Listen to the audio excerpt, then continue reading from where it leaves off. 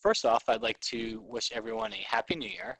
I also hope everyone had a good and safe holiday.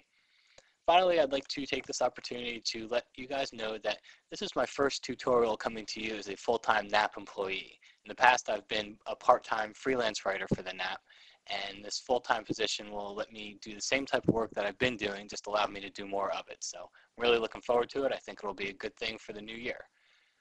Now let's jump into our tutorial for the newsletter here. What I'm going to show you how to do is turn day into night. As you can see here, I have a photo, clearly a daytime photo, and we're going to turn this into night. It's a pretty cool effect. One of the first things we'll need to do is select the sky, because that's obviously way too light for a nighttime photograph. The way I do this is select the polygonal lasso tool and just go and select around the house and the upper areas of the photograph. It's going to take a little bit of time, so I've got an alpha channel where I've already done this. I'm just going to click on that alpha channel and load this selection. The only trick I did, I just used the polygonal lasso tool with that and then just took my time. The only trick I did is at the end I chose select feather. I hit it with about a 2-pixel feather just to soften it up a bit. After that, I'm going to create a new layer, name it sky. Oh, try that again.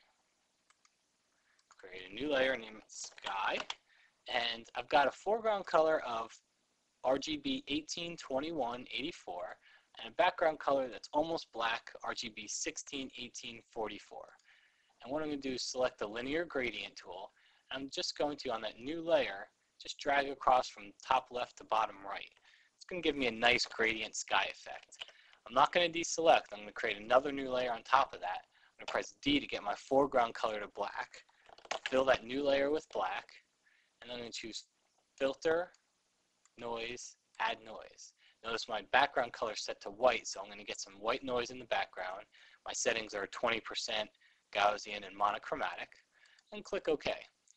Then choose Filter, Blur, Gaussian Blur, and that's just going to blur the stars up a bit. I used a radius of 0.3 pixels. You can vary these effects for the amount of stars that you would like to create. I'm going to click OK.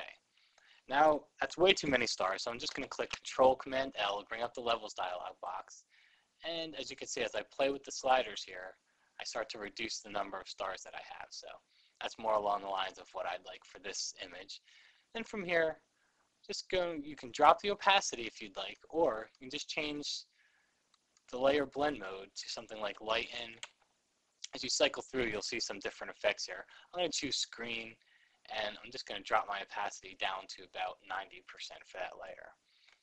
Okay, that takes care of the sky for us. Next thing we want to do is take care of the house. It's got way too much sunlight on it. So what I'm going to do is go back to my channel here. I'm going to load that selection, and then I'm going to choose Select Inverse. And that's going to load the actual house instead of the sky. I'm going to create a new layer on top of that house, and I've got a blue color here. So you can see that color is 043124. I'm just going to fill that layer with that blue color. Again, I'm going to drop down here and I'm going to change my blend mode. You can again experiment with the settings that work best for your image. I found that hard light seemed to work well for my image. Now it's almost giving a kind of a moonlit effect, but it's still a little bit too bright. So the one last effect I'm going to do here is go down and create an adjustment layer. It's called Photo Filter. And in that, I'm going to select the color dialog box. I've got a dark blue color here, 0143-124. I'm going to click OK. I'm going to push the density up a bit. Now, as you can see here, it's still a little bit too bright. And just uncheck Preserve Luminosity. Now, that works just fine. Click OK. You can see we've got a nighttime. We've turned day into night.